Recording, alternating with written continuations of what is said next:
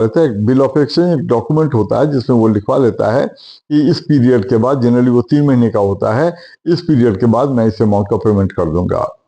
तो बिजनेस का creditor business से लिखवाता है, ऐसे ही बिजनेस भी अपने डेटर से वैसे लिखवा लेता है। तो बिजनेस अपने डेटर से जब लिखवाता है तो उस बिल ऑफ एक्सचेंज को बिल्स रिसीवेबल कहते हैं।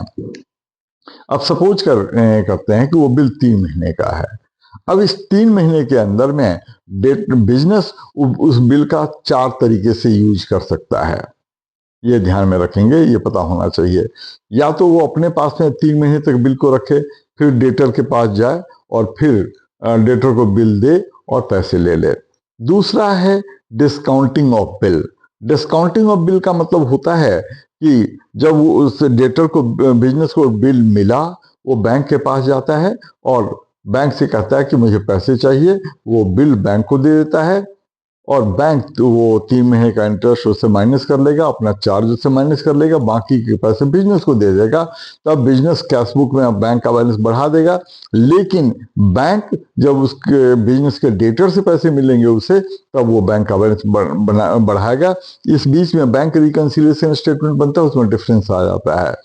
तीसरा, बिल्स रिसीवेबल का जो ट्रीटमेंट होता है उसको एंडोर्समेंट ऑफ बिल कहते हैं।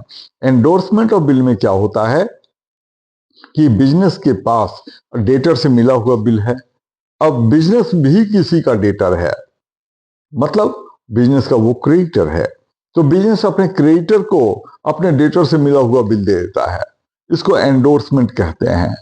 और ड्यू डेट पर बिजनेस का क्रेडिटर बिजनेस के डेटर से वो अमाउंट ले लेता है। अगर उसके क्रेडिटर को अमाउंट मिल जाए उसको ऑनर ऑफ बिल कहते हैं, और नहीं मिले तो उसको डिसऑनर ऑफ बिल कहते हैं। चौथे तरीके से बिल का ट्रीटमेंट होता है बिल सेंट फॉर कलेक्शन। इसमें क्या होता है कि बिजनेस बिल बैंक को दे देता है कि आप अपने पास इसको रखिए, मैच्योरिटी के टाइम तक मेरे डेटर से उस पैसे को कलेक्ट कीजिए, मेरे अकाउंट में उस पैसे को डालिए, आपका जो चार्ज होगा आप ले लीजिएगा। अब जब बैंक डेटर से पैसे कलेक्ट करके उसके अकाउंट में पैसे जमा कर देता है, तब कस्टमर के बैंक का बैलेंस बढ़ जाता है।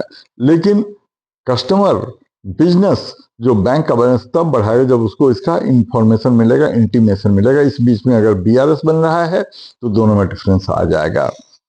अब इसी से रिलेटेड जो 7th रीजन है वो है bill for collection collected by the bank on behalf of customer. ये अभी जो बिल्स ऑफ एक्सचेंज का केस समझे उसमें bill sent for collection collected by the bank, bank ने